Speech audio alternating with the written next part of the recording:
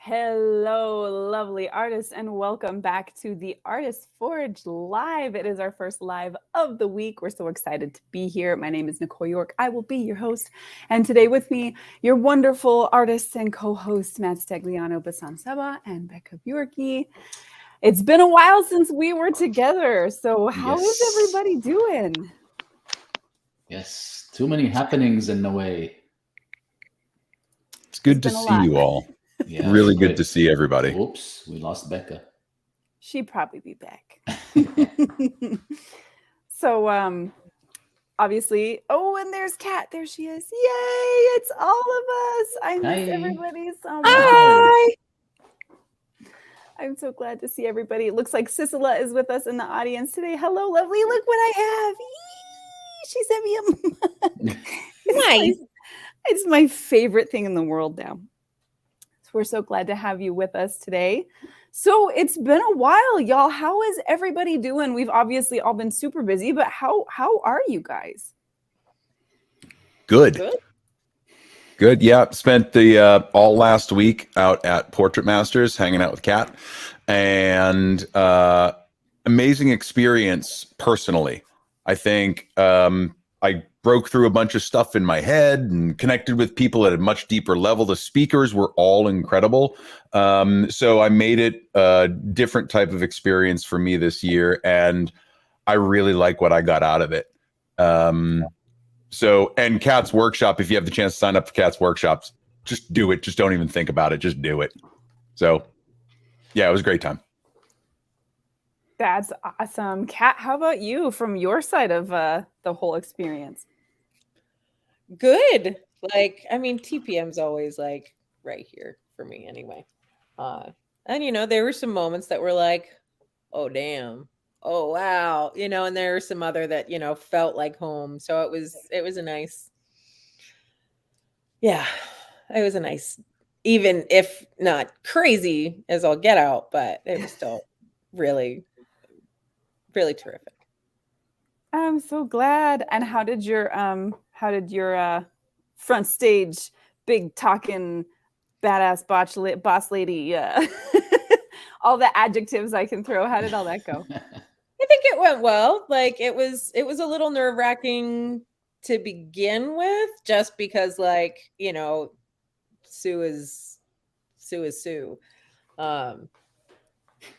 And they're releasing my WPPI talk on SBE tomorrow. Oof. So I was actually just rewatching that, and I was like, "Wow, okay, all Good. right, interesting, okay." You just in like Right, recovery but, like, processing that mode. wasn't. I mean, it's nerve-wracking because there's 500 people in the room, regardless. But it took me a minute to get my footing, but I think once I got it went well. Nice. We're sure. I would have expected nothing less. Basam, how about you? How have you been? I've been really good, except I spent the whole week last week feeling like a loser for not being at TPM. I told you that. It's like every post you look at, it's like somebody having fun, somebody meeting somebody, and yeah, it kind of felt like an outsider. But I had committed to a week of coaching up north with 44 people, and 22 were mine, and couldn't. Kind of regret it. Would have been great. Next year. Yeah, block off those dates now, Basam. Yeah. We'll look them up and block them off. Yeah, the FOMO is real. I've never been, but anytime I know my people are getting together, I'm always just like, I know I'm the one left out. I'm like, I want to see my people too. And that's what it was. The big takeaway that I had was all the speakers found this consistent theme of soul and connection and heart, much more so than technical or lighting or setups or settings or anything like that. And it was great to see the face of a photo conference talking about more of that than just hammering home business and technique and settings and all that sort of stuff. And that's what makes it so special amongst that group of people. And I think that permeated through all the relationships that were being built. So it was nice to see that. Even on the business day, right? It was still about the connection and the value that you're bringing, and not like 1, 2, 3 of your QuickBooks. You know what I mean? Like, Who yeah. dat? Who dat, Nicole? Oh, thank you, Facebook user. I don't I know know. who you are. but Remember, thank you guys have to give Facebook permission to use your name. And if you want us to know who you are and you don't want to give StreamYard permission, I'm sorry, to use your Facebook name, just like type it in the comments when you share it. Looks like it was Noelle. Becca's saying it was Noelle. Awesome. Oh, awesome. Thanks, Go back. Noelle. Sorry. Yeah. So the Becca, same how week, about so the you? How same have you week, been? I see Pratik and Bella doing their retreat in Thailand this Yeah, year, I saw that. and I got jealous, and I thought we have to do something, us guys. Come on. We do need I've to said do it publicly something. We now. need We to do gotta something do fun. something. We do. Yeah. We do. Yeah, as you all know, our journey to not being in the military anymore has been like a wild and crazy bumpy one. And my husband went from, applying for jobs in certain places where his specialty is a lot more represented to finding out we could potentially stay here. But that's kind of a long drawn out process. And so he will be out of the military officially in a couple weeks on October 1st. And we still won't have a job, he still won't have a job. So that's going to be, once he does, then I will be in for making plans about getting together with everybody. Until then, everything's going to be a little up in the air. We're probably going to be living off of our savings because we knew, there's a chance that's going to happen. And so you put away everything that you can to try to prepare for that. But once that's over, I will be ready to escape. I'm sure I'm going to be like, I need to run off into the hills. So by Christmas, we can kind of get together and figure out the when. Yeah. That I feel like 2 months, ought to give you some breathing room. Probably, yeah. By then, I'll at least have been recovered from all of this stuff. The trauma of retirement. Yeah, it's wild. It's really, really a wild experience. So, Becca, how about you? How have you been? Nothing quite so exciting. I didn't get to go anywhere and see cool people talk or anything. But I have had, in my own private excitement, good productivity. I'm almost caught up on my backlog of crap and enjoying my quiet actual work days. So, wow. How has it been for those of you who don't know, Becca's smallest baby finally started kindergarten. So how has it been having that extra free time? I know day one when we were chatting and you're like, I've got more done in the last couple of hours than in weeks. Has it been the same? Yeah. Today I kind of have derailed.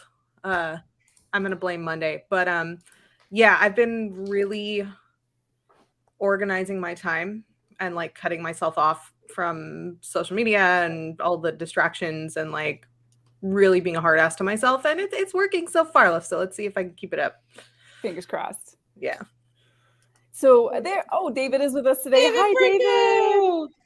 And Sharon with us as well, saying in the mountains. Maybe Banff area. That would be a great area for a retreat. We're going to have to look at it for sure, because we need to escape and run away into the woods and do magical things together. But speaking of that, I know now, so for folks who this is kind of now until February has kind of traditionally been the season for conferences and everybody to go and get and meet up and do things. But has anybody got any cool art stuff going on? What do you guys have cooking outside of the conference circuit? I'm booking a workshop about elevating style, and doing it with some intention in November. So we just released that recently, and I was just kind of going through and remapping out how I want to teach it. But that's pretty fun. I'm gonna make it a game. Where do people find your announcements at if they're not following you or they don't know where to look? On Facebook, it's in the Studio Takeover with Capford Codes, or they can reach out through thestudiotakeover.com. Nice. Yes. As Matt said, if you have a chance to go learn things from Kat, you should do it. Absolutely. For me, I came back from TPM full of kind of like all new energy, which is good. It's scary and terrifying to have all of these thoughts and ideas and kind of the things that I want to do, because it means some significant change to the business, but it's all good things. And I could stay busy for the next year just planning if I wanted to, but it's going to be more utilizing the studio in more efficient ways that can make me money when I'm not there. There's course creation and workshop hosting for small groups. There is campaigns to launch, lots of stuff, right? And now it's just a matter of figuring out, all right, what's the priority? What's the best way to map this out? What comes first? And so, yeah, and less in terms of art and more in terms of revamping so that the business fits who I am rather than me trying to fit the business to who I think I should be shooting. And that's a huge shift for me, because I really thought, as a retail photographer, I was trying to please the client that I thought I wanted. And after just a lot of reflection this last week about what I'm shooting, how I'm shooting, it's going to mean some revamping, not rebranding, but just really fine tuning the message, really concentrating and leaning into certain things and just being okay with that. And either the clients will come or they won't. So it'll either be a huge success or you'll see me flaming out like a bomber in World War II. I'm just going to go down. And I think it's all exciting and I love the direction I'm heading. Just a lot of work ahead to get it done. I was just thinking when you said that, better to burn out than to fade away. Word. Go down in flames at least. No, I love that you said that, because that's something I've been thinking of this week as well. And I know I experienced that with my own photography business over a series of years, but like even now as an author, but there's always these questions that you're asking yourself, like, is this really what I want to be doing?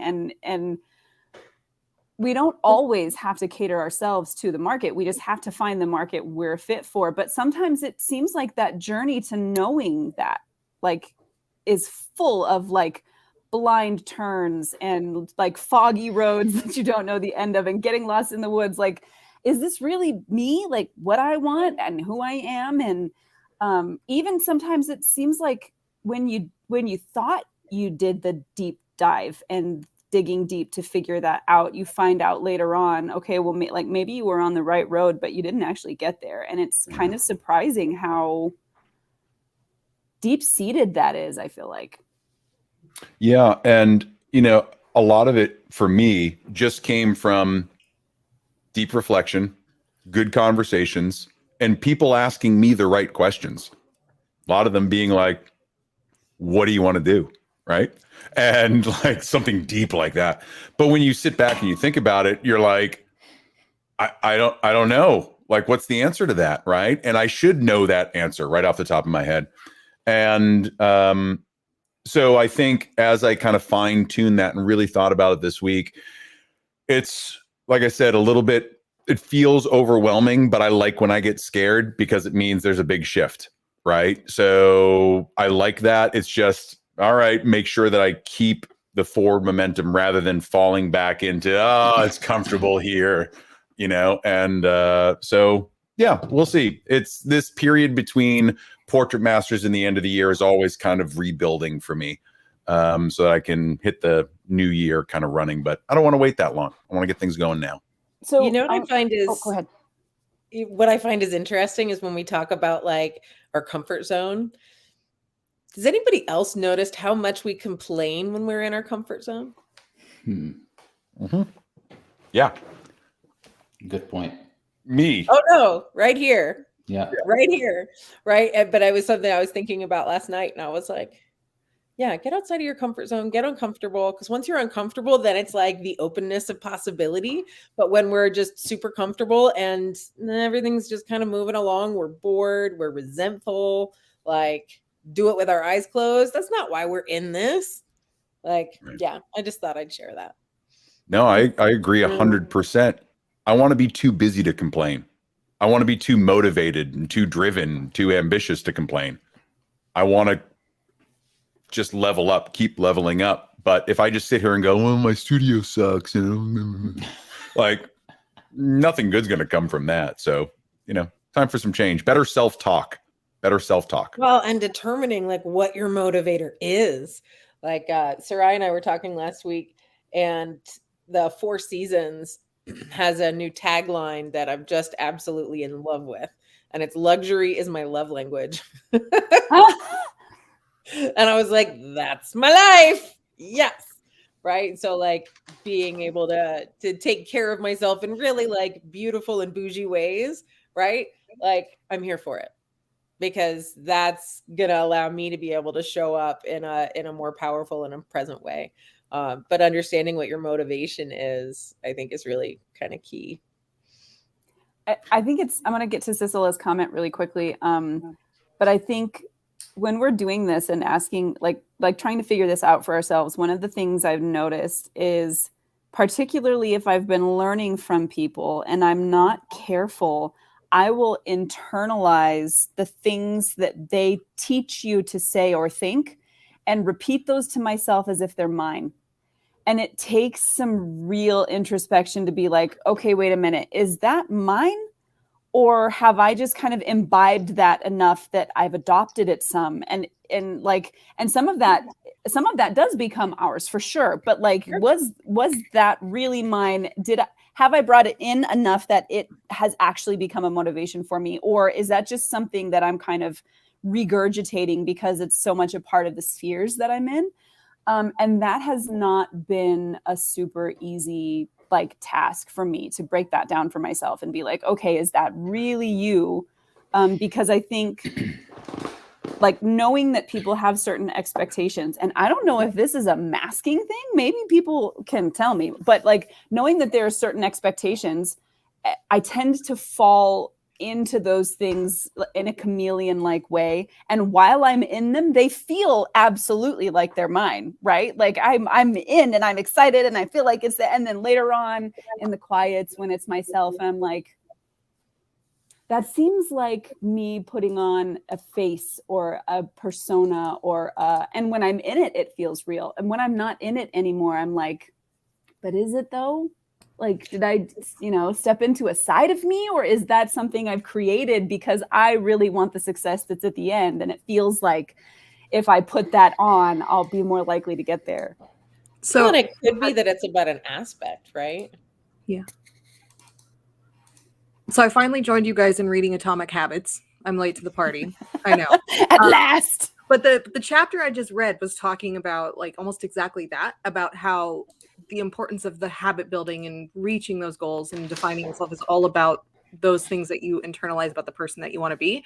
And I mean, that almost seems like what you're kind of probing at there is you're telling yourself these, whatever they are, things and wanting to be that person. I mean, have any of them been bad, or they just feel inauthentic?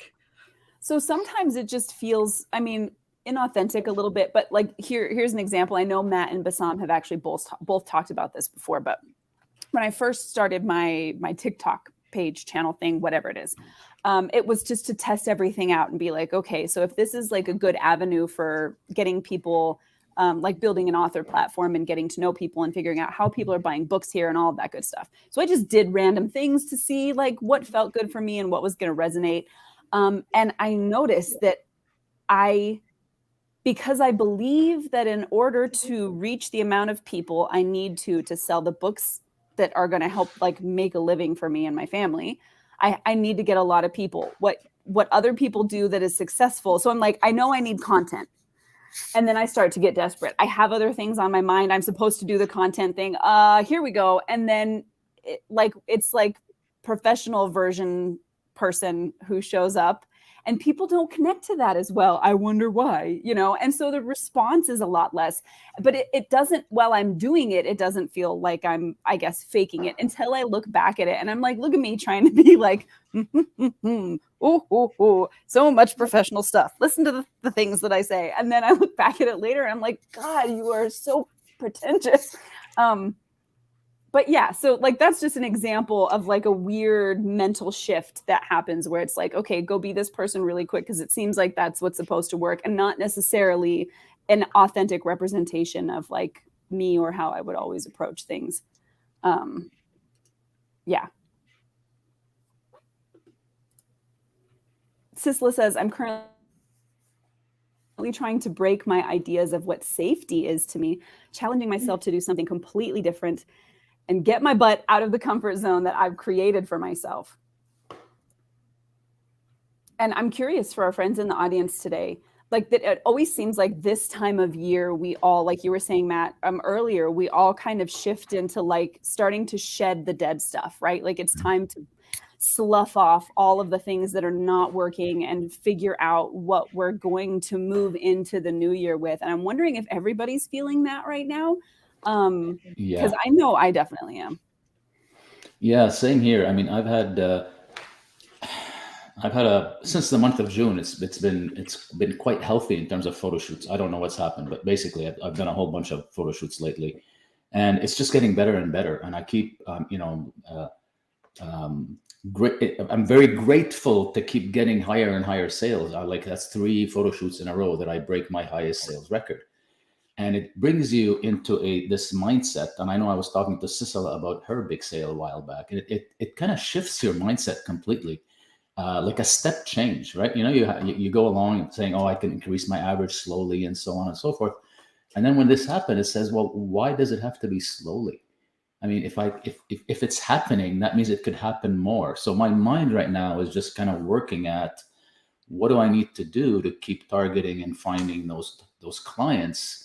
And there's a common thread. You can tell what kind of clients spend that kind of money and how the relationship goes. And so I'm in that mode, and that kind of works well with I told you I'd like to, over the next 6 to 9 months, I'd like to transition into photography only because I enjoy it so much more, right? I just don't have enough volume. So I'm in that mode. I'm very busy, which means I'm more and more efficient, which I don't know if that's a good thing or not, but the busier I am, the more efficient I am. I'm sure a lot of people are like that. So I'm getting shit done, as Becca was saying. And starting to do things to say, what do I need to do? I'm starting to take the steps necessary to, in the next 6 to 9 months, and I say 6 to 9 months because I do have commitments in my other coaching business and my consulting business until Q1, Q2 next year. So it's a renewal time. That's how I feel. Yeah, feels good. Michelle agrees, especially after the conference, she said, which it seems like that seems to be a really big experience for people. Anytime you walk out of a con where you've got to have great experiences with like great teachers and great people, and all of a sudden you get all filled up with like all of this fire that hopefully burns away all this shit and leaves the good stuff behind. I need to ask myself more questions about which direction I want to go in. And just for the record, Michelle waved me down. She was in line at registration. She waved me down and introduced herself. Michelle, you're incredibly lovely. I've really enjoyed the moment that we had together. So meeting Artist Forge folks in the wild is always just like a super big thrill. So met Michelle, met a bunch of people. So thanks for stopping me. I just wanted to thank you again for that. We saw the pictures. So jealous. I know. I was like, oh, I'm so jealous. I'm so glad that you guys got to see each other, though. That's my favorite Artist Forge people's meeting in the wild. Yeah. So I know last year when we did, or was it this year? It was last year, right? We did the like 7 levels of why, or like we were trying to do that really deep dive of why. And we also talked about, and I know, Kat, you had mentioned this, and you've talked about this several times, but we also talked about the fact that those things are going to change. And as you grow and evolve, maybe your why isn't going to be the same as it used to. And how we determine those things. And I was listening to a really interesting conversation today where somebody was talking about folks with ADHD. And I know we've mentioned that neurodivergence tends to be overrepresented in artist circles, right? And how hard it is for people with ADHD in particular to like commit to one long-term thing that they can always enjoy. It just feels like you don't have the attention span anymore, or like things need to change constantly for you to stay engaged. And what this person said was interesting. They're like, you just have to change the way that you think and stop thinking of your job as your purpose and start thinking of your job as a bridge to your purpose. So like your job just is the thing that facilitates doing what you want. And if today doing what you want is learning how to make pottery, and next week doing what you want is learning how to, you know, climb to the moon on a ladder made of silver, then you can still do that because your job facilitates those things. And I wonder how often we as artists, in particular with this Western mentality that we have around, if you do what you love, you'll never work a day in your life. Obviously, nobody who ever tried to run their own business wrote that quote, right? But like, I wonder how much those things kind of blend and intertwine, and we get stuck in this idea that your job has to be the driving purpose of your life. And if it's not, somehow as an artist in particular, you have like failed or fallen off the wagon. If ever there were an astrological sign for ADHD, it's Gemini. That is my life. But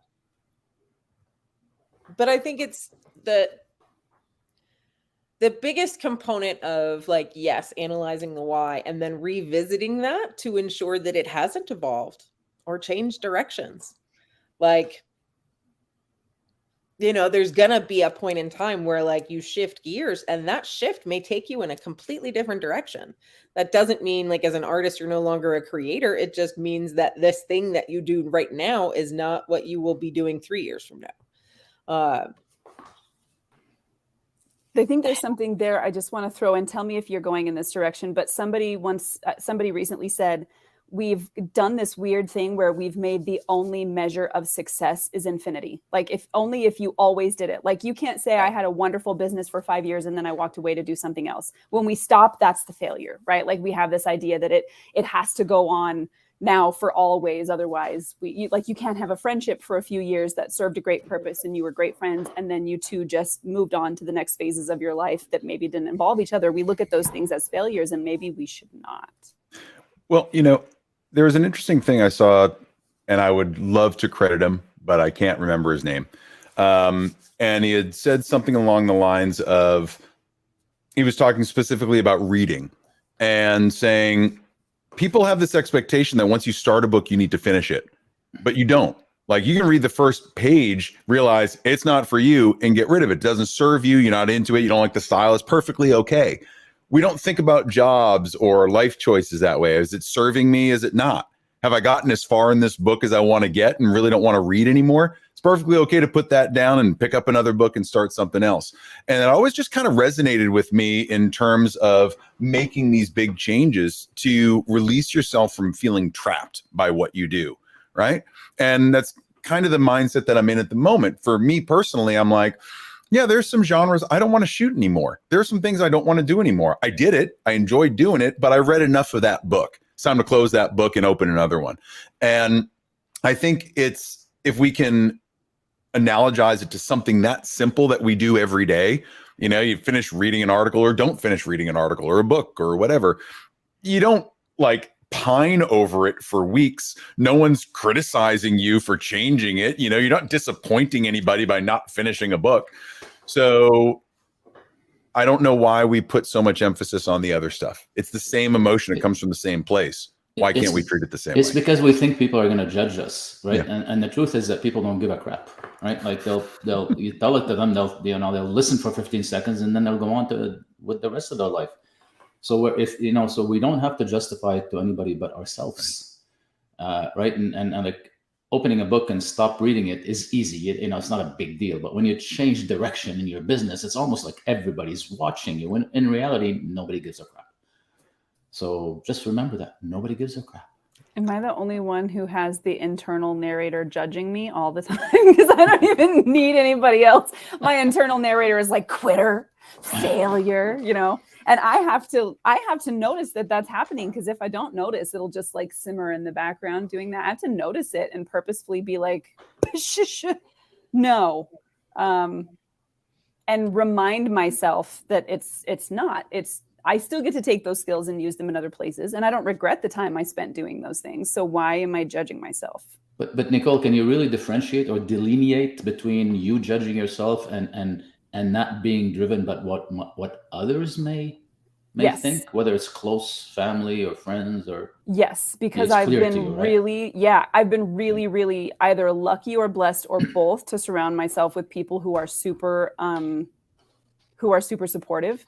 And so if I was today to be like, I'm not doing any photography anymore, I'm going to write forever, my friends would be like, yeah, go do it, queen, or whatever, you know, like they wouldn't be like, I don't know, you quit awful soon, like you should have kept that. I wouldn't be having that from the people that I keep in my life. So I like that part of it, the fear of the judgment of others in that aspect I don't have, but I do know that to myself I would be like, you could have made it if you just would have kept going, you quitter. And so it's me that I feel like is the enemy in that. I don't know if I'm the only one. I don't think you Definitely. are. And I I don't think think so there's either. like a genuine level of grief too when you leave something that's that important, like a job or, you know, a relationship, right? Like, am I the only one who's divorced? No. Okay. So I mean, like I remember like that feeling very well, like getting divorced. Like obviously it was the right decision, but there was still like, oh, I'd put this effort and this time and this money and like my life into it. And there was a sense of grief. And I felt that leaving jobs as well, too, and even changing like my art career. Like I had a moment the other day where I introduced myself to someone and we were talking about work, and I didn't mention at all that I had a background in photography. And it struck me afterwards because they are a photographer, and so they just would never know that part of me. And there's like this weird sadness to it, like that has been so integral to my life since I was a kid, and it's just not really at the forefront anymore. And so I think that like you can give yourself some grace there to have those feelings where you are kind of your own enemy, but you're allowed to have, you can be sad about it. You can have whatever feelings you got to have about it, because that investment is, you know, a reflection of your lifetime that you have a limited amount of. Very true. And I think we forget as well, like obviously your time as a photographer, you brought that with you into the other illustration work that you do. Like you don't just leave being a photographer behind, you take all of that with you. And I noticed that moving into digital illustration from photography and retouching, my natural inclination is to make lots of faces because I retouched so many faces. I really understand the way that human faces work now. Like I've retouched so much that I just kind of pulled that along with me. And that you don't, it's not like it never happened, you know? It's not gone. It's transmuted into the next phase of whatever you're going to do. Well, and you integrate, Yeah. right? Like, Yes. like I went to school for audio engineering. And then when I moved to Asheville, I couldn't get a paying job in audio. So I went into the bar business. And in the bar business, I could pull some of that audio knowledge into the club side. And then after that, I went into like owning a brewery, right? And I took the audio and the booze knowledge into the brewery. And then I closed the brewery and was like, uh-oh, right? But then I got into photo and realized like, layering audio is just like Photoshop layers, right? And I could sort of make my brain wrap around that aspect of post-processing. Like you adapt, right? That doesn't mean there isn't grief, like, or blame or judgment or any of the things, but they're all in here. All of them. Brains are rude. Rude. I know. But when we have grief about something like that, though, that is just a reminder that a thing was important to you, and that's good and that's okay, and we should have that and process those things. But I think kind of tying that back into what we were talking about before, which is kind of revisiting your why and just double checking with yourself.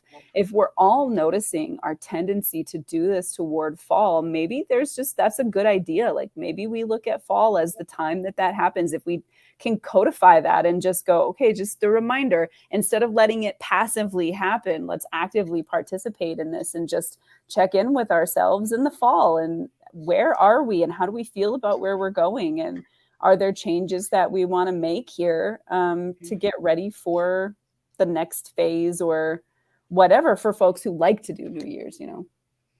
So to follow up to Bassam's retreat, I think we've just decided that after TPM next year, we'll have a retreat that's just all about defining your why. Why? All right, Bassam, you're not invited. Why do we have to wait till then? because I'm it's the busy. fall. I see. I get it. Yeah. So for friends in the audience, if you guys are on this kind of same path, that's like it's fall and we feel the kind of weight of the dead leaves that need to come off so we can grow new things next year. Are you feeling that? And if you are, like, how are you tackling that? I know Michelle mentioned she's feeling that. Is anybody else going through that a little bit? And if you are, how are you handling it? Because it is an interesting thing, I think, to cope with. And for some of us, that it may mean something very small, like changing a few things in the way we do business. And for others of us, it may mean completely restructuring or walking into something new entirely. So I'm curious how that's going. So I'm not saying in the same boat. So it seems like a lot of us are doing this. Is it really because it's fall, or is it? I mean, I know fall is related to the year, the full year, but or is it the fiscal year that we're all used to? December being the end of the year and January being a new year. Because it could be the fall season, I guess, and what it might mean physiologically or however environmentally. But isn't it this? I mean, even businesses. If you look at corporations, this is the time to relook at their plans, look at next year, do their budget, redo their strategic planning. And I think it's more tied to this fiscal year idea than the actual. I think it might depend on where because I didn't start having any kind of business mindedness in anything until I was in my late 20s, early 30s, well, maybe early to mid 30s. So for me, I know that would definitely be tied to the seasons, but like with your history in corporate and probably people who've had stuff to do with business, because I never even knew that there was such a thing as the fiscal year. Well, like if you just say year, forget the word fiscal year. I mean, it's just we're all we're all used to the end of the year being Christmas, New Year's. I mean, New Year's for God's sake. So I'm just wondering, is it just a natural kind of we've been conditioned to think 1 year at a time? I mean, probably to some extent, but I think the other thing is looking at the natural process of the year. And so in the fall is the time where like things start kind of quieting and calming down, unless you're in photo, right? And then it's just busy season all day long, right? But things start falling away and you start getting down to the core of the world around you, right? Whether that's your business or the tree outside or your garden. Like that's when time kind of slows down a little bit because you're coming out of, those long summer days and you're just given more time to reflect. Yeah. And just think that this is just as you take your cues from the natural environment and the leaves start dropping their trees and things start hibernating. And like you said, everything slows down. It just feels natural, I think, to become more contemplative at those times and introspective. And David says, my brain is mush after the crazy last 10 days, but I'm so inspired. And I think I'm finding my path. Yay, friend. I'm so happy for you. I love that. Sharon says, I have been actually struggling creatively over the last several months. Right now, I feel more invigorated, but I just got back from holidays in the mountains, which always makes me feel better too. Getting out and being in nature is always super restorative for me. So I love that. Getting around and being in nature, obviously everybody's experience with going and being around other creatives in a creative environment where you can just like explore and let the fire feed fire and just kind of, let those creative fires burn. Great things to do. That contemplative time of asking ourselves why and checking in with ourselves. What do you think some other things are? Because I know I mentioned at the beginning, it's not always easy to kind of get past like what you have attached to yourself from outside sources and what, you tell yourself you need to have or think or feel in order to be somebody. Some author recently was like, does anybody else ever feel like they're not in the author cool kids circle? Like, I just feel like I'm so on the outside of things. And I remember as a photographer forever feeling like, I was out on my own, making my way and looking at the group of who I thought the photography cool kids were and being like, oh, there they are. And here I am over here, and like how much of their stuff or the idea that in order to be part of that, I had to think, feel, do, act, whatever. So how do we peel that stuff away? How do we let that stuff fall? How do we even start to realize what things are ours and what is, or I shouldn't say what things are ours. That's true. But what are the dead things that need to fall away? Like, how do we start to recognize that stuff? I think it comes down to asking yourself questions. I mean, questioning is the best way to get to answers, right? You go back to your 7 whys or whatever it is, but okay, well, why am I doing this? And then ask the next why and the next why, or simple questions like Matt said. Hey, like, what do you want to do? Questioning. Well, what feels exciting, right? Like, I think that's the fastest way to like a gut yes, right? If it feels really exciting for you to do whatever it is, right? Even if that excitement is Zen, right? Like as a kid, I would paint and just like totally zone out on the process of creating this thing. Like that tells me right there as a 6-year-old that's mixing acrylics and oils that you're not supposed to do and rah, rah, rah, rah, rah, like don't even give a shit. Like I loved it because it was Zen. I wasn't bouncing off the walls. I was totally focused. Pretty much the only time as a kid I was ever totally focused was in some sort of creator mode. And when you can kind of dig in and get excited about the opportunity in learning something, you know, it's that alignment that really is kind of the flag to realize that it does belong to you. You know, I think to go on with that, I think there's a need for us to want to be part of a tribe, right? So especially when we're starting, we latch on to whatever educator or mentor or group or person that most resonates with us. And we look at them and we say, okay, well, they've gone down this road and they've been successful. I want that same level of success. Let me follow their path. And what happens is we get so wrapped up in trying to recreate what someone else has already produced that we forget that it's okay for us to do our own thing, to take those salient pieces from it and apply it to our own voice. And I think there's oftentimes, whether it's, you know, there's a lot of educators out there that you follow, and you can definitely tell like, oh, this is a devotee of Peter Hurley or Sue Bryce or, you know, Jerry Guionis or whoever, right? And you can see that style. And it's great because we all need to start somewhere. We all need to learn from someone. That's the magic of education. And I think the thing I like about us sitting here is like, no, just follow you, right? Follow you. We can give you some guidance, but we're not going to tell you how to do this. I think that's something that gets lost. And in there is the lesson that you really wind up learning what your voice is and who you are. And you can use all this guidance out there. That's what workshops are for. It's great.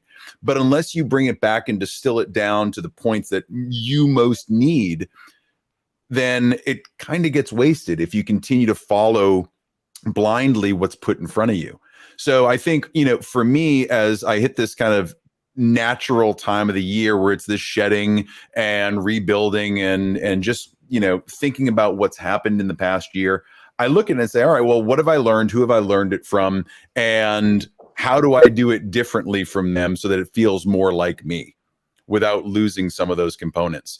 And unless you take the time to step back and ask the questions like Bassam was saying, or on this side, like Bassam was saying, and really understand you and what it is that you want, what you want out of your art, what do you want to say? What level of success do you want? What does success mean to you, right? All of these things, unless you're asking yourself those questions, then it takes longer for you to find that voice. Ask me how I know. Right. So I think I know I personally lost a lot of years doing that. And now as I start to really refine, I realize nothing else has been built other than my own confidence in myself. That's it. My craft didn't necessarily get any better or worse. I just found this in me. And it's given me the permission to do what I want and not care about fame or fortune or success as defined by somebody else's process. I can't be them. I can be me. So how do we find that voice? How do we follow that voice? Trust ourselves enough to know that it's the right path for us and take all these other inputs and distill it into whatever magic ball we create. But I feel like we just don't take the time to ask those really deep questions often enough. Matt throws the glove down and says, I do what I want. I do what I want. That's kind of the Cliff Notes version. Right. But do what I you know want. what? There's something to be said for that, though. We spend so much of our time, especially in business, doing all of the things, trying to be in service, when at the end of the day, like, the person we started the business for is us. So doing what it is that we want and desire for our lives, for the betterment, not just of the impact that we make on other people and their lives and the world around us, but for the betterment of our lives and being able to live authentically. And then we push it to the side to be in service and forget to ask ourselves, like, hey, I'm just taking a temp on this, making sure like I'm still going in the right direction for what I feel is right for me. Love that. I want to grab a couple comments from our friends. So Michelle's saying, me not valuing my time and talent needs to fall away, like over the cliff, fall away. Let's set it on fire, Michelle. I support that. Justin says, rebel. Like when you follow the norm or trend, I'm never able to expand. I prefer the rush of being on the nerve right before I post something out into the world. Like pushing it until it makes you nervous, right? When you're like, oh God, do I post this or not? Do I not post it? And then Matt, Justin and David just agreeing with you there. And then Manaz asking, what would be your why for a 40 over 40 campaign if you are in your 30s? Money. Sorry. I know sometimes we think that our why for everything has to be big and deep. And if I'm going to do a certain kind of campaign, that it must be like, because I care about the hearts of the children. And no, sometimes it's just like, I need to pay my bills and what will work. And that is an okay why. Like that's as legitimate a reason to do something as anything else. Maybe it's not always like the best feel good reason, like, oh, feelings, but like sometimes it's good to just do it for the money too. Shit, I'm cool. Do it for the I mean, you can set it up and have that be your why, but I don't think it's going to resonate with an audience. No, I mean your personal why, right? Like it's great to always like, do I care? Sure. How much do I care? Am I gonna, like sell my house and fly to wherever and go fix everything no, that's not how much I care. But do I want your money? Yes, I do. And so like, it's okay to admit that also. I got bills I got to pay. Like that's a legitimate reason to do things. Of course, if I'm marketing it, then I need to be aware of that and like properly align that message to what matters to people. Of course, I want to serve the people, but I also want money. And maybe we need to stop feeling so bad about saying that. Sorry. I'll chime in as our token baby 30-year-old. Existential dread. I'm a little baby, Matt. I am an infant and in a high chair. And but like approaching 40 is definitely freaking me out. And so like if I were to be doing that, like wanting to run a 40 over 40 campaign as someone in my 30s, I would want to see that confidence and that beauty and, everything that is graceful and wonderful about getting a little bit older for myself as artist. And maybe, we're leaning into like bullshit level marketing a little bit, but I think that's a totally valid why to a company that I have bills to pay and need to make money. Like, yeah, you can appreciate people who aren't necessarily exactly representative of yourself in your work without having to, be them completely. Let them as subject do the speaking. Yeah, I mean, we often talk about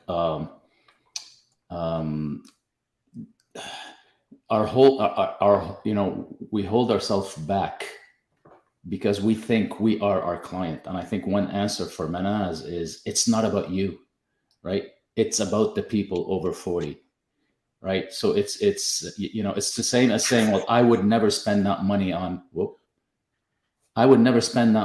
a photo shoot. Well, it's not about you. It's about the client who's willing to spend the money. So it's the same thing here. So it's not about age. It's not about you. It's about the campaign you're putting on. Period. Oh, and the why behind it, other than the money, obviously, otherwise there wouldn't be a price tag on it to begin with. But understanding like, look, if you really want to take on photographing 40 women over the age of 40, why? Right? Like, is it out of admiration? Is it out of existential crisis? Is it out of needing to see that demographic in the media. Like, you are the media.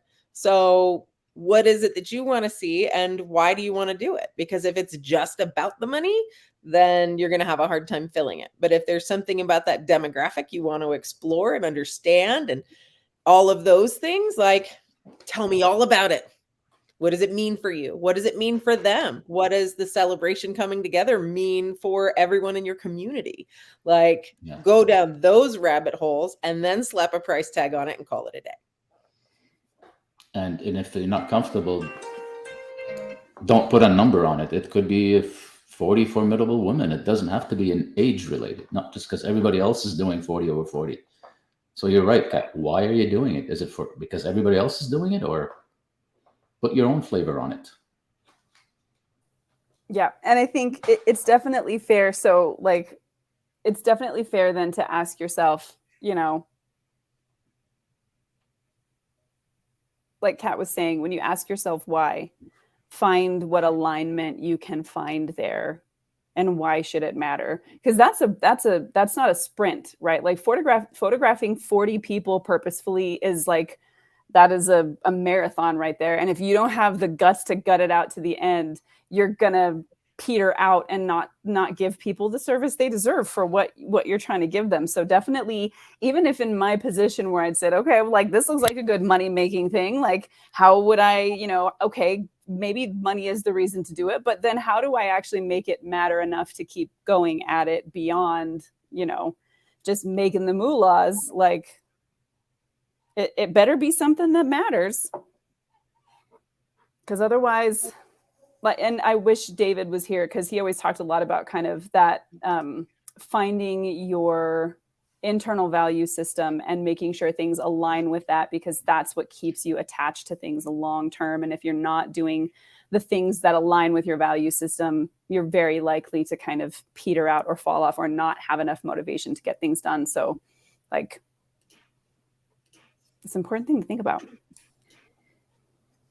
I just want everybody's monies. I think Manaz answered her own question. Yeah. I think I shared that. Oh, you did a share little it? bit Sorry, I earlier. missed that. Yeah. Because they're hidden. And that's true. We start falling off the map at a certain time, which is wrong. So, and I love, Kat, that you just reminded these artists that they are the media, because it's true. When we start getting mad about media representation or not enough media representation or whatever, well, we're the ones who can do something about it. So maybe we should. Just saying. Okay, so as we're coming towards the end of the hour, I think we've had a really great talk today, and I'm glad that this is where we ended up with, because it was really bad grammar, but what the hell. I'm glad this is where we ended up, because there's so much there to think about at the end of the year, and just all the feelings that I'm having. And it seems like other people are as well. And it's great to know, number one, that we're not alone, that a lot of people are going through the same kind of yearly feeling that you're about to now just get rid of all the gunk, which is great. But as we near the end of the hour, does anybody have any final thoughts that you would like to leave people with? This goes for you in the audience as well, on this idea of, you know, checking our compasses and double checking with ourselves and finding out if we're still aligned with the things that we want, or, you know, and how we do that. How do we do that authentically? How do we actually identify those things? Because it's not always as easy, at least personally, as I would like it to be. Well, I think it's important to remember there's 97 days left till Christmas. I think. You bastard. Just going to throw that one out there, add a little pressure to the cooker. No, I think I keep coming back to this only because I just had these revelations last week, right? Where I was finally giving myself permission to think about things a little bit differently. And while I've done that in the past, it never really struck me as much as it did this week. I think because I saw so many extraordinarily successful photographers on a main stage talking about following the path inside rather than giving a shit about anything else. It's about following this. And I've always tried to balance the practical professional side of running the business that in a model that I know works versus following the true core of who I am. And I've always thought that I've navigated that decently well. But over time, what I found, it was just a slow leak. And I want to finally patch that and be like, no, I want this to be fully me. I know I can run the business. I've got the capabilities to do that. I know I can take a picture. I've got the capabilities to do that. Well, since I can do both of those things, how do I do it so that it fills me up with joy and I want to show up every day? Instead of this feeling that you get where you're like, oh, I don't want to shoot this again, or I've got to scrape along for this or that. Find the things that spark that thing in you. And sometimes you have to step back from everything and just look at it. Forget about posting anything. Forget about writing anything. Just step back and take some quiet time and think about what it is that you really want to accomplish, and then reverse engineer how you get there. It's going to be scary, but the more effort you put into that and the more real effort you put into it, I think you come up with an answer that just fits like a comfy sweater, just it's right. And it's right because it feels that way inside and you're not thinking about anybody else. On that reverse engineering, so I've been kind of thinking on this throughout this conversation and then in my own rescheduling of my time lately. But the idea of lead measurements versus lag measurements, if you guys are familiar with this concept. So like I've always I'm not big on setting these like long-term goals and then like waiting to see, if I get to this goal in a year and 5 years or whatever. Like I've always just personally kind of focused on the smaller to kind of ride that momentum wave. Like, oh, I did this thing and oh, now I did this thing and now I did this thing, instead of like waiting.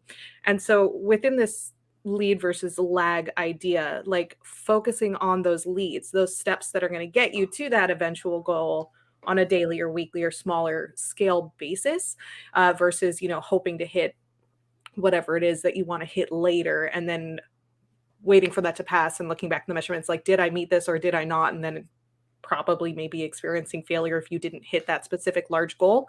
And I know like I've been doing that kind of on this daily basis and restructuring my time of like, I have these general like technical goals, professional goals that I want to get to, but I have to take a little baby step every day to get there. And that's how I've been segmenting my day every day. So within that restructuring, like, do I want to be like better at matte painting? Do I want to be better at VFX? Like, yes. So I'm not going to do that tomorrow, but I am going to do one class and I am going to do one painting study and all these little tiny things that are going to add up eventually to that bigger goal without me needing to focus only on the large goal itself. And so, yeah, I've been thinking about that, and that reconstructionist, like reverse engineering concept that Matt just brought up, like, what can we do every day to then sink into this thoughtful new year kind of readiness time? And how do we get there every day a little bit better, if that makes sense? Yeah, it just reminded me of that. I think there's a whole kind of section on that in Atomic Habits, essentially talking about like everybody who competes in the Olympics has the same goal, right? Like the big goal for everybody is going for the gold, but it's the little things you do every single day that actually allow for that to happen. And making sure that you're building those things in a way that they are repeatable and successful. And, so I love that one. I'm not always as good at doing it. I seem to definitely be task oriented. Like I like to think in big goals, but the problem is you don't get things done when you only think in big goals. And so for me, I have to switch over to, okay, what's the thing I have to do now? So I put all of my attention and energy into the thing I have to do now. And once I'm done with it, I'm like, yeah, I did it. And then everything else just leaks out of my ears. And I'm like, I don't even remember now what I was supposed to do. My brain doesn't function anymore. I feel like sludge. I have to like go back and find the thing, which is why Kanban boards work for me, because I can go back and be like, okay, that's next thing. Nothing else exists except task and then task. So sometimes having like a physical representation of those little things, the big thing, you put it on there and then you set it aside and then you just focus on the little things to get there, allows me at least to get stuff done and be moving. Otherwise, I'm just like noodles in my brain. I don't know a better way to describe I feel you. I'm also a bowl of noodle soup. Bowl You guys, I'm hungry. I'm sorry. I was just thinking I want a brownie, but like a Starbucks brownie, really specifically. Yeah. Ooh, Starbucks pumpkin cream cheese muffin also sounds. All right, screw you. Joe. Oh, real quick. So Sharon I'm just gonna go said eat some Yes. carrots. all the little things make it Chicken. take so I long. don't have a chicken. Carrots are in carrot cake. You can make a carrot cake, Delicious. cream cheese frosting. Go ahead, Becca. No, okay, so this is interesting because it does make it feel like it takes a long time, but it does take a long time. Anything good, I mean, it's unless you're Bassam who's over No, here. no, but that's what you have to realize. But I But mean, it that's what- does take a long time. And I have this Yes. argument with my kids all the time when they're like, I want to do this. And then it's like, oh, I did it and I sucked at it and I don't want to do it anymore. And I feel like that's the fun of it, especially if you break it down into a little bite-sized piece every day. Like, okay, well, I did this one thing and now I'm a little bit better. And I think this might have been from Atomic Habits. I'm only like 3 chapters in, but it was like the math of if you get better 1% every 1%. day, Yeah. that's still 365% better by the end of the year. And that's like a massive improvement. And like just seeing it written out like that, like definitely helped for me. Cause I've been doing this for myself in a way anyway, but having that kind of metric to look at it for like definitely helped. Like, yeah, okay, maybe it's like not a lot of improvement. Maybe the painting I did kind of sucks today, but tomorrow it'll be a little bit better. And a year from now it'll be kick ass. So better than not doing it all. Yeah. I think that the melting ice cube metaphor was super helpful. So the idea that like you have an ice cube and it's 30 degrees, that ice cube is not going to melt. And it's 31 degrees and that ice cube is not going to melt. And like you might not think that you've made much of a difference getting from 31 to 32 degrees, but that's when the melting starts, right? And so like all this run up until the thing starts to happen, we're like, I only did a degree today. Like I only made it by a degree. It's still so far away. But that's kind of the idea behind making every degree something worthwhile, making every degree something fun, making every degree like, yeah, I enjoy getting my 1 degree every day. Like I like it. I built a process around which getting that 1 degree is fun for me. And we talked before about this idea of, you know, making routines and like making ceremonies even around things or rituals around things so that they become the thing that you do. And like, I talked about making my cup of tea before I write, but that becomes a ritual where I'm like, ooh, it's time to make the tea. And I set out my honey and I set out my thing and I get my stuff and I'm like, all my pretty little crockeries. And now I have this beautiful cup that I get to add to my routine of things. So like it becomes a thing I look forward to. And so my little stepping toward my 1% that includes having an awesome cup or a little teapot, you know, that I love. It makes it easy. It makes it fun to get there. It makes it worthwhile to get there. It makes looking like the next step. I'm like, yeah, tomorrow I get my 1% because I enjoy the process. And as long as I think that process is enjoyable, then all of a sudden, when you get to 32 degrees and the ice cube starts to melt, you're like, what? I finally made it here. And I actually liked the process of getting there. Like it's pretty cool in my book. One of the difficulties is that, you know, that example is a great example, but it's simplistic in the sense that you know that at 32 degrees it's going to melt eventually. Yeah, you Whereas know. In real life, you don't know when you're going to get to that breaking point where that you're going Right. to succeed or whatever it is. So we all tend to, I mean, and it's a known thing that most opportunities are missed because people give up just before they're about to get there. It's because you don't know what's on the other side, and that comes down to resilience and not giving up and so on and so Yeah. forth. And I mean, that's the tough part, is where do you know when to stop, That's the boundary. right? And the answer is you should never stop. But like, you know, I'm only going to Yeah. keep up with this until for me, it was, I was late on my mortgage for a little over 2 years. And I laugh about it now a little bit, just like, well, if I'm late on my mortgage for 27 months, that's too far. Right, that's where I draw the 26, line. I'm into it, right? Like you just jump off the cliff, and when it's more painful than you can bear, like you just have to pull the plug at some point. But Yeah. if you can hold on, if you can bear the weight of it, like the joy's on the other side. Yeah. I was And just in the listening. process too. I was just listening to a podcast a couple Yeah. of days ago on the How I Built It podcast, and the guy was talking about plan A and plan B. And he says, one of the reasons we fail is we have a plan B and plan C. He says, you shouldn't have a plan B and plan C. If you have a plan B, there's 0% of plan A happening because you give up too fast. You're always going to plan B because it's just too tough and do this and do that. So, and this is, I guess, the same topic as when you're really, really low, that's when you dig deep and make it happen, right? It's when you have no choice. I'm trying to answer my own question is when do you know when to give up is you don't. So you have to wait until you want to kill yourself before it's time to walk away? Like I know I've mentioned this before, but I think it was Megan DePiero who said this at one point, but she essentially said like when the idea of quitting feels like a relief and not a regret. So if the idea of quitting is like, okay, my life is going to be better if I step away from this thing and I don't regret that, then maybe it's time to move on to a new, and I don't like the word quitting, or maybe we just kind of normalize the word quitting.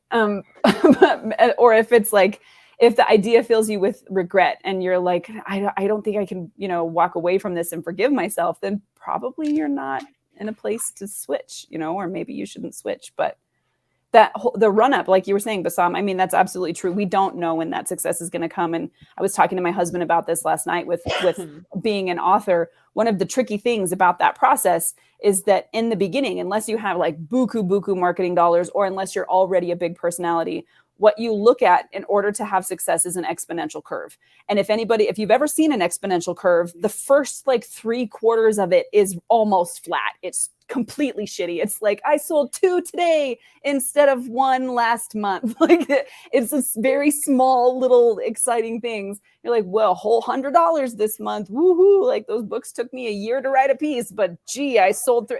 It seems really, really disheartening. And that whole beginning of the curve is almost flat. But once you start to pick up steam on that upswing, that's when you start to hit everything. And you're right. You never know when it's going to come. So my question for myself always is like, what am I going to walk away? And if my answer is that's obviously not, then I don't, then I don't have. It's like when people would say to me, your husband, I don't think I could do it if my husband was in the military. I don't know how you do it when he deploys and he's gone for a long time. I'm like, well, what am I just going to leave him? It's not even how, like it doesn't compute, and as long as it continues to not compute, like if I ask myself that question, what am I just going to stop? No, I'm just going to keep complaining and do it anyway. On that note, when do we stop? It's time to go. Love you, mean it. Have an awesome week, you guys. It is time to get out of here. Thanks to everybody who is here with us today. We love you guys. Thanks for being here and hanging out with us and having this chat. We're so glad to have you and hear all of your thoughts. And yeah, David, I'm with you. The brownie and the lemon loaf, those are my favorites. Artists never stop. And this is true. Even when we don't do it as a job anymore, even if we realize maybe this is not the job, maybe I don't want to turn my passion into a career. Maybe I want to, save my money and do what I want when I want to. That's awesome too. But you don't just walk away from being an artist. That's a part of what you are. So you don't have to do it for a living though, if you don't want to. It makes you no less legitimate an artist if it's a hobby. It just makes you freer to do what you want. So don't feel bad. Okay. Thanks to everybody who is here today. Of course, to Matt, Kat, who already had to take off, Becca, and Bassam. You guys are amazing. Thank you guys for being here today as well. Don't forget to go check out theartistforge.com for articles and podcasts. Make sure you're hanging out with us in the Facebook group on Facebook. Remember, it is a private group, so if you have not joined yet, you do have to answer a few questions to get in for the safety of our members, but we encourage you to do that there and join us. We hope we will see you next Monday at 1 p.m. Mountain Time. That is noon for the West Coast and 3 p.m. for the East Coast. Come and join us, hang out. We like seeing you guys. Until then, have a fantastic week. Go make amazing things. We'll see everybody then. Bye.